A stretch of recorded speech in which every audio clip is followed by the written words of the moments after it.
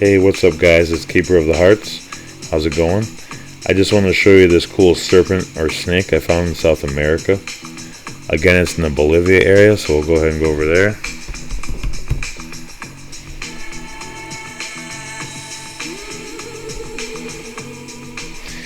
Alright, as you can see here, the whole west-hand coast of South America has been all mud flooded. It should be all green and have a bunch of vegetation on it, just like it does on the right-hand side.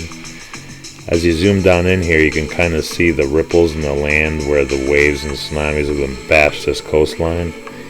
Now, sometimes dragon anatomy does petrify like this, but in this particular circumstance, I think it is waves hitting this coastline, making these mountains ripple up right there.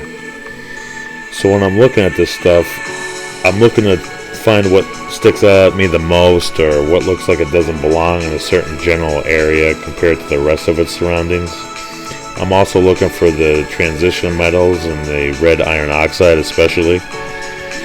So when I'm looking at this, I got all this gray land on the left hand side and all this green land on the right hand side. So what sticks out at me the most is this red strip right here.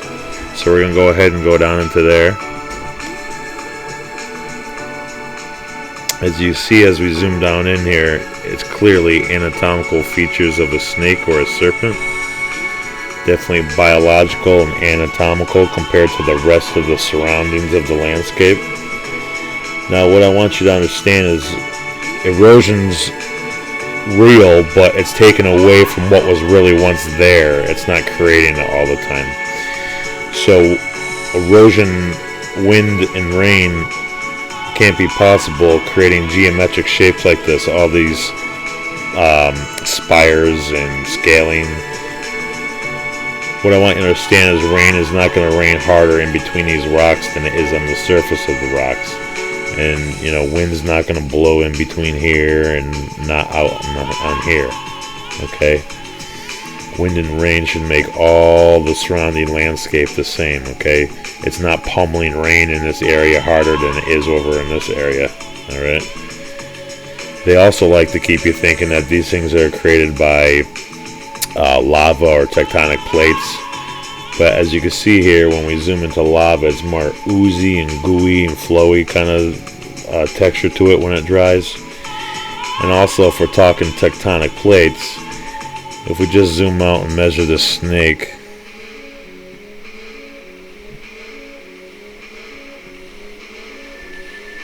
we'll put it in miles for make it user friendly here. That's 120 miles approximately this snake was. So now if we zoom out and talk about tectonic plates, which usually run the whole length of a continent, like it would be like this long. I'll follow my mouse like this. Okay, so a tectonic plate isn't going to have a little fart in the land here and create this nice little snake sculpture. Alright, another cool thing now I want to show you is the head of the snake. As you can see here, we got the eye pupil. This is the whole head right here. Alright, we got the eye pupil. This is the bottom crushing jaw on its hinge right there. Imagine the power this jaw had. This is kind of what we're looking at right here, is this jaw. Alright, you got the eye pupil and all the sharp teeth. Take notice of these sharp fangy teeth, because I'm going to show you those next. We zoom down into the front of the mouth, you can kind of see all the crushed teeth and all these sharp fangs right there. As you go to the back of the mouth, the teeth start getting wider, like they're turning into molars and stuff. Now the snake has been completely flattened and decayed, maybe from the water weight of the Great Flood itself, but it's really fascinating. So again, we got that jaw right here, and we are looking at that right here. Okay, same thing. Now another interesting fact about this head is that it's also been decapitated. So let's take a look at that. Now with some simple common sense blood spatter analysis, you can clearly see cause and effect here of the head getting chopped off and the blood splattering over here. Let's swoop down and take a better look at this angle.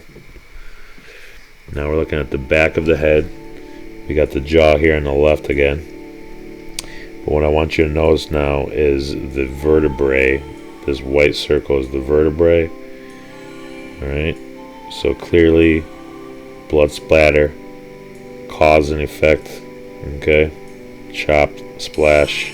Imagine being the size you are now, standing right there and seeing this huge wall of blood just flying at your face a couple miles wide. No thanks. But anyways, this iron oxide mesa right here, as you can see, is the only one. There's not any others in this like surrounding landscape. Okay, so clearly cause and effect, blood splatter. We'll zoom around this angle. It gives you a better idea of the rest of the body with the decapitation. See that? So again, we got the head, cause and effect, blood, decapitated, and then some of the vertebrae here, and then it goes down into the scales. Alright. Imagine the speed this thing could probably cruise. It's a 130-mile snake, so I mean, it probably traveled hundreds of miles an hour, snapping giant trees as it passed by. I mean, the thing could probably go so fast you would not want to be running away from it. As we all know, snakes eat mice, right? So I think I actually found the snake's last meal before it died. If we go down to its belly down here, you know, snakes eat mice, so let's just call this a mouse. Now, the mouse, as you can see, is inside the belly of the snake. This is still the exterior of the snake here. You can see these big stegosaurus type scales. Then it goes down to smaller and smaller and smaller scales. You can see how intricate and precise all the symmetry of these scales right here. Okay, very biological. But anyways, so this mouse here, as you can see, definitely looks like a mouse. We got the long snake, or I'm sorry, the long tail. Speaking of hamsters, that squealing sound is my own hamster, so let me just take his wheel off the cage. Just bear with me.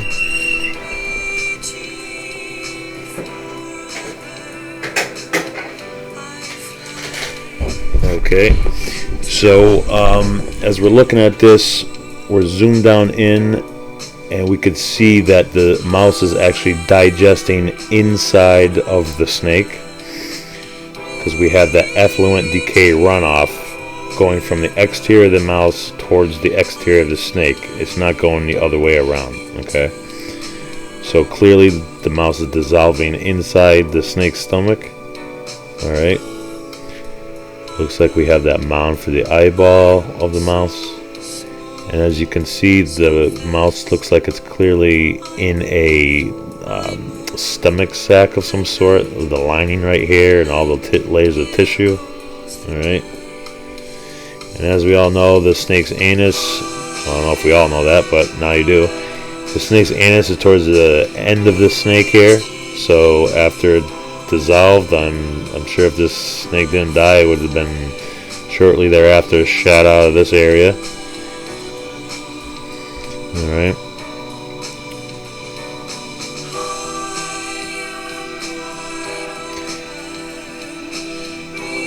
Now, another thing that's really cool I want to show you, just for scale.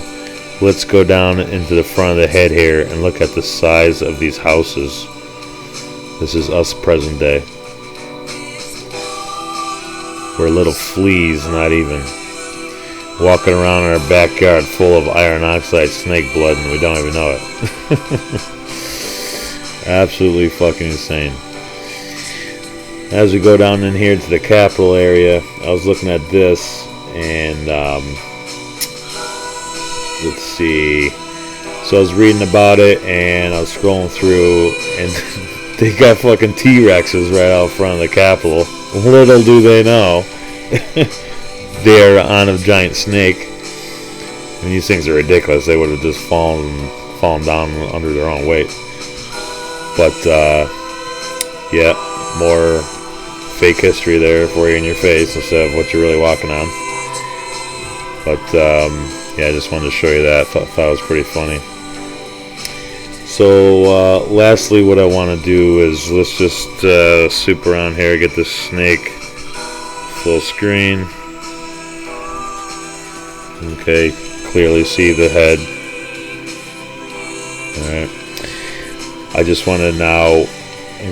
Oh, I always like to consider the habitat size of the world when we look at giant creatures, okay? And we base their size on, you know, how fast they... approximately how fast they could have moved and how long it would have taken them to get from one area to another. So let's just zoom out here. Now our snake is right here. Okay, that's our snake. Let me just give him a quick measurement so we don't lose sight of him.